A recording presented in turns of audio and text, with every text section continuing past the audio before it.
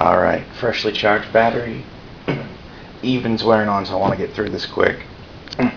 So, Scars of Mirrodin, the Phyrexian invasion of Mirrodin. Didn't think we'd see the Phyrexians again too soon, you know? I mean, yeah, they made an appearance in, like Cold Snap and a little bit in Time Spiral, but Time Spiral had weird time stuff going on. Cold Snap was like a throwback to an earlier age. So, hey. But yeah, here they are again, up to their old shenanigans. Though, in my opinion, they are much more interesting now without Yawgmoth. They're not this great monolithic entity of evil anymore. They're still very Borgish and all, but rather fractious amongst themselves. Look at what we got here in white for today. We've got the Glint Hawk. He's a reasonably solid card. He's better in constructed than he is in draft, in my opinion. And that's because you have to bounce an artifact when he hits the field. He's not a bad card, don't get me wrong. What else we got here? Salvage Scout can be surprisingly good. The ability to fish, sack him and fish any artifact out of your graveyard. It's nice stuff. Seize the Initiative. It's a reprint. It's okay. It's nothing special. I can save a creature, but heavens forbid it. But it's just not too spectacular. Obuna Alkalite, he's damage prevention. Never highly drafted him. Heck, I only own 3 of him. What does that tell you?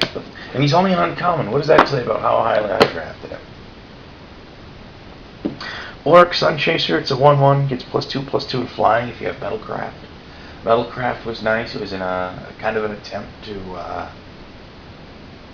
keep the flavor of affinity for artifacts from the original Mirrodin block without making it ridiculously broken like it was before. They largely succeeded at that.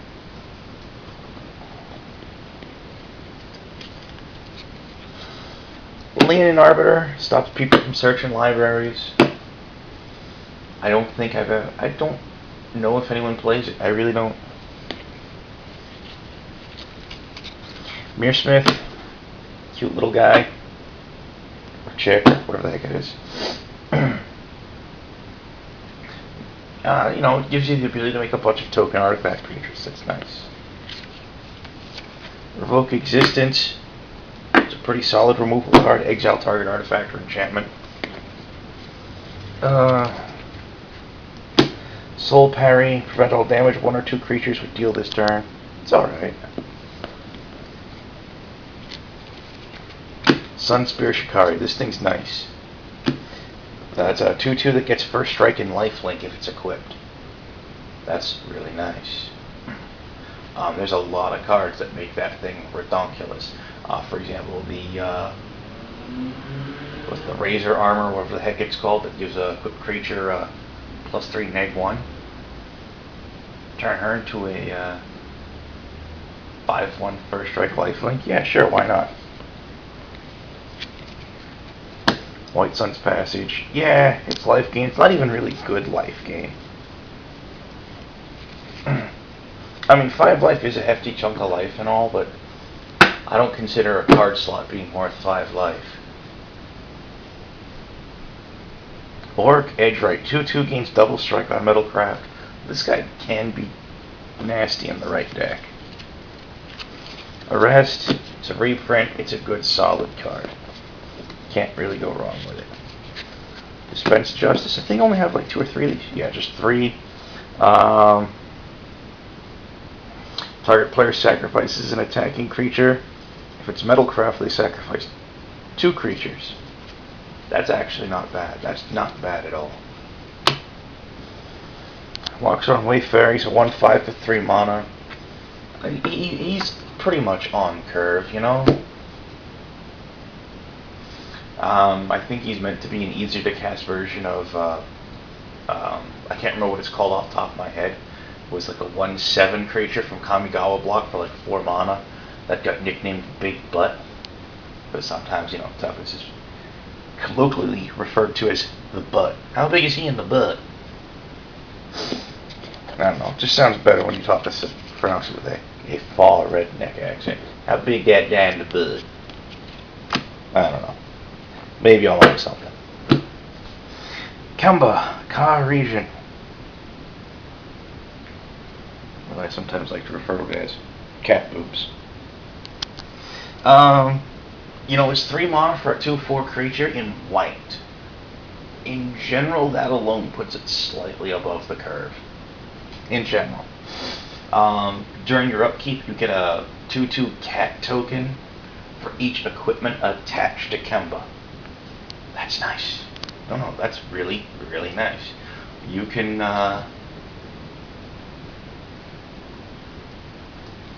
you can do some serious stuff with that. Hey, splash some red, go with Bludgeon Brawl, start equipping a Kemba with, like, Darksteel Relics. Yeah? Come on, guys. 0 to play, 0 to equip. Equip Kemba with Darksteel Relics and Mox Pearls. Is it Mox Pearl? I can't remember. What was the box in there? Not Mox Pearl. Mox Opal. Oh, you'll only be able to equip one. The thing is legendary. Oh well. Kemba Skyguard's a 2/2 flyer. You gain 2 life when he hits the board. It's solid. It's not bad. Tempered Steel. I've heard a lot of things, people talking about this card. I only got one. Artifact creatures you control get +2/+2. It's an enchantment. It's not bad. I mean, you have to build around it. Absolutely, but if you're going white and artifact, why not? Yalma's Warden, it's a 2/2 that on Metalcraft gets +2/+2. Ho-hum. In draft, he's a filler card. I don't think he'd ever see constructed play. Vigil for the Lost, it's sucky life game. Seriously, guys.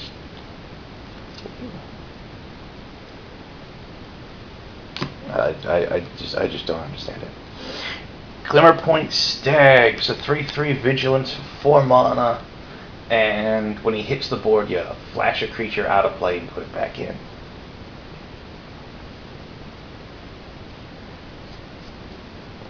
At the beginning of the next end step. Which is usually the one at the end of your own turn when you play it. There's a lot. Actually, no, it's permanent, not creature. There's a lot of ways to abuse that. Anything that uses charge counters and starts running out, especially if it doesn't have the means to recharge itself, like many of the Trigons, for example. Trigon of Rage is big no matter what color you're playing. As an example, you know, good stuff there. Indomitable Archangel, got a couple of these. Oh, 3? Yeah, I got 3 Indomitable Archangels. It's not bad. It's a 4/4 flyer for 4 mana. That alone puts it pretty well. On Metalcraft, it gives artifacts you control Shroud. Pretty sweet. Elspeth, the new Elspeth Planeswalker. Funny thing is, I had an Elspeth Tyrael before I had an Elspeth Knight Errant. In fact, the first Elspeth Knight Errant, I think the only Elspeth Knight Errant I have, I got in the Elspeth versus Tezzeret dual deck. Go fig. But, yeah, I mean, it's not a bad card at all. I'm not sure if she's seen constructed play or not. I'm sure someone's trying to make her work. Someone's trying to make her work. Razor Hippogriff, not bad at all. 3/3 flyer for 5 mana with Artifact Graveyard Recursion and Life Gain. Can't really go wrong with that. Sunblast Angel, I've got a playset, including one foil one. Yay, foil. It's a 4/5 flyer for 6 mana. When it hits the board, nuke all tapped creatures. That's kind of saucy. That's kind of saucy. True Conviction, 6 mana, 3/3. All creatures you control with double strike and lifelink. That's one of those cards that can turn a game around, but it's so high on the mana curve. I mean, really high.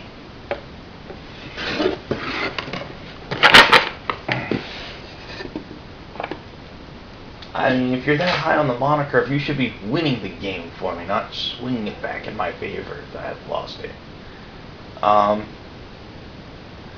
Because if I don't know, I can't help but think of that as being seriously either a swing the game around card or a win more card. And I don't think I've ever seen a situation where it's been anything but those two. Seriously, if your plan was that good, you wouldn't need to swing the game around. And win more is kind of silly. It's it's the difference between saying, yeah, I won, you're at -2, and I'm at 2 life, as opposed to win more. It's like, all right, and they hit, and I go up to 57, and you go down to -43. Really, guys? Really? Is this even needed? So, yeah, I mean, I'm sure there's a couple instances when it actually has been a vital part of the deck, but something that can't drop before turn 6 and frequently won't hit the board until turn 7 or 8. Yeah, I don't know.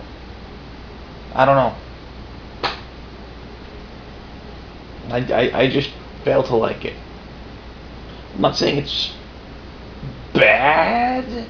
I'm sure there's plenty of use for it in casual, but especially in multiplayer when you need to have a life total to help you survive if you go on the offense to kill somebody. Because you go on the offense and you kill somebody, you're leaving yourself wide open to your other opponents. Wide open. On the other hand, you play this thing and it's just like, and you turn creatures sideways, people sit there going like, uh-oh. Yeah, so, you play something like that. You make yourself a target. Even if you don't go on the offensive, you make yourself a target. Oh well. Get this uploaded, and I gotta get ready to get my butt talks out of here. This is not getting posted on the Wizards message board until the wee hours of the morning over here. Because, well, I don't have time to wait for it to upload. Sorry, guys. Alright, catch you later. Be good, be safe, yada yada, so forth. Emphasis on the whatnot.